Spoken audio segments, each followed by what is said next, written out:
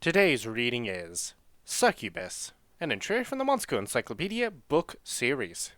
A greater demon possessing extremely powerful abilities that lives in demon realms, etc. They are also called Inma. They appear in various places in search of human men even outside of demon realms. Some of them also assume a human form and take up residence in human settlements.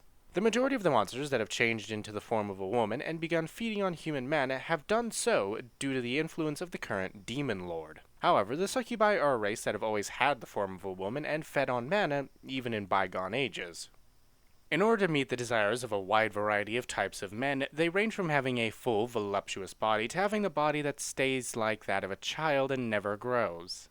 Well, ain't that suspicious? And reason to call the Monster Girl FBI.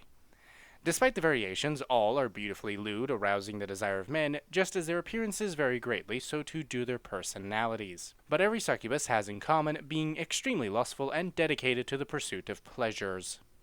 They have powerful magic, but nearly all of it is used for seducing men. Whenever they find a human man, they use charm spells, their gorgeous body, and various means to seduce him, and gain mana through sex. Every aspect of the succubus is designed to enable her to bewilder men. Few, if any, would be able to elude this temptation, save for those men who possess a truly remarkable level of willpower. After gaining mana, if they fancy a man, they'll bring him back home to their residence in the demon realm.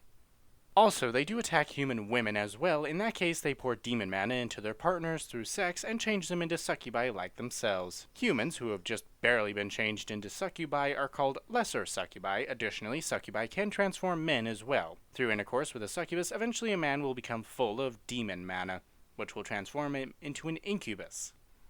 Such a man will have heightened sexual desire and produce a huge volume of mana to offer to the succubus. They end up becoming beings that are extremely useful to the succubi. Once this happens, they are no longer normal human beings, but instead beings known as incubi, whose very lives are fueled by the demon mana gained through sex with the succubi. After becoming like this, one would be left with no choice other than to continue having intercourse with them for the rest of his days.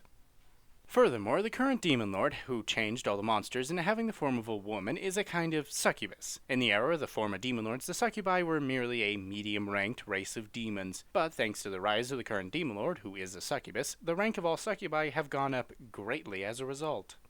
When the current demon lord took over, the values of the monsters changed, and having sex with human men became the most important thing, so techniques for seducing and pleasing men and the like have mostly become more valued than raw fighting abilities.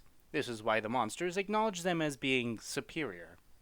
Through the influence of the current demon lord, the appearance of all the monsters have greatly changed. All the wicked and warlike monsters have instead become lewd and lustful Inma. When the beastmen come into heat, they seek human men. Many of these monsters have started to enjoy intercourse with human men for the sheer pleasure of it, even when it isn't necessary for feeding, if that applies, or reproduction. All of these changes were fundamentally influenced by the nature of the succubi. At the present, it would be fair to say that the succubi are representative of all the monsters.